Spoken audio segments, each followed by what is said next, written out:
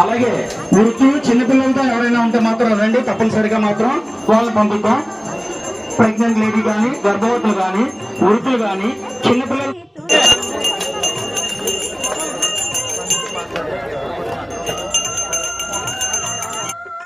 కానీ గమనించండి, ఇక్కడికి మాత్రం ఈ 1000 రూపాయల లైన్ లో మాత్రం ఎటువంటి అంటే మిగతా భక్తులు వస్తే మాత్రం ఇక్కడి నుంచి తిరిగి పంపించడం జరుగుతుంది. దయచేసి గమనించండి.